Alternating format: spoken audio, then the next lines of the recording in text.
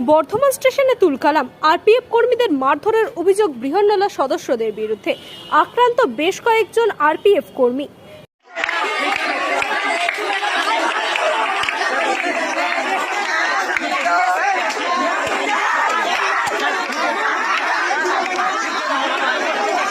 দূরপাল্লা বা লোকাল ট্রেনের যাত্রাতে অনেক সাধারণ মানুষেরই বিরক্তির কারণ বৃহন্নলাদের দাপাদাপি বলে অভিযোগ আরপিএফের।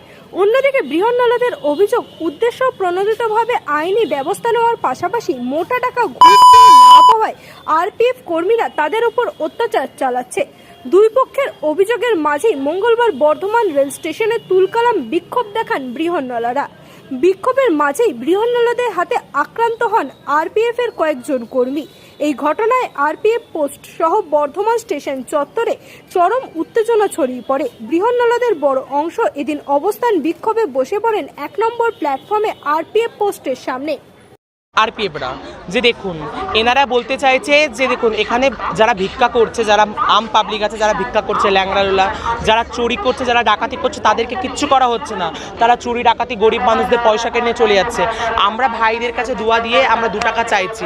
আপনি যদি আমাকে যে 2 টাকা যদি না দেন, আমার ক্ষমতা আছে আপনার পকেট থেকে বার করার, আপনি আমাকে খুশি করে দিচ্ছেন, দিদি আমাকে দোয়া দিয়ে যান, আমরা দোয়া দিয়ে নিচ্ছি। কিন্তু এরা চোর ডাকাত কাউকে ধরছে না, আমাদেরকে ধরছে। এই রোজ রোজ নিয়ে গিয়ে ধরছে আরপিএফ, বর্ধমান আরপিএফ কি বলছে যে তোমাদের নামে কমপ্লেন আসছে, তোমরা এরকম করছো তোমাদেরকে ধরতে হবে। আরে আমাদের নাম, আমরা যখন বলছি আমাদের নামে যে কমপ্লেনটা এসছে, কমপ্লেনটা আপনাদের দেখান, কমপ্লেনটা দেখান। কিন্তু আমরা বলছি তাহলে অফিসে নিয়ে চলুন, অফিসে নিয়ে কেস লিখুন। অফিসে কেস তো লিখছে না, ওই ঘরের মধ্যে ঢুকে কেস লিখছে। আপনি যখন সরকারি যখন কর্মচারী, তো সরকারের ক্যামেরার সামনে নেবেন। ক্যামেরার বাইরে গিয়ে আমরা যখন ওখানে যখন পেমেন্টটা যখন করছি, পেমেন্টটা ক্যামেরার সামনে হচ্ছে, ক্যামেরা আছে, বাইরে গিয়ে দিন। বাইরে গিয়ে 400 টাকার জায়গায় 1,500 টাকা, এরকম একদিন ছাড়াছাড়ি 1,500 টাকা 2,000 টাকা করে সবার থেকে দেবে বলে, তাহলে আমাদের ঘরটা কেমন করে চলবে, আমরা কেমন করে চলবো, তাই না?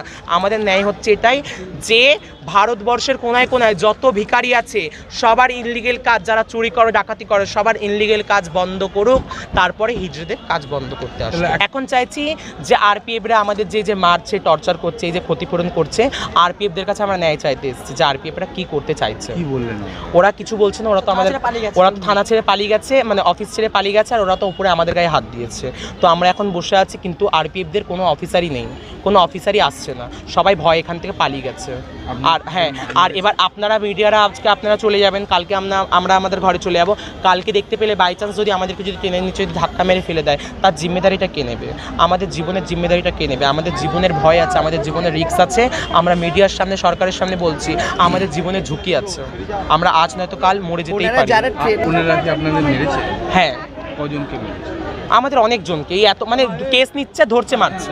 ওরা একটা জেন্টস অফিসার হয়ে সব পাবলিকের সামনে আমাকে গালে চড় মারছে, আমাদেরকে, আমাদের ট্রান্সবর্ডারকে গালাগালি করছে, হাত ধরে নিয়ে যাচ্ছে, তারপরে ব্যাগ কেড়ে নিচ্ছে, যা মাংছে আমরা, যা 2 টাকা মাংছে, আমাদের ব্যাগ থেকে সমস্ত কিছু ছিনে নিচ্ছে।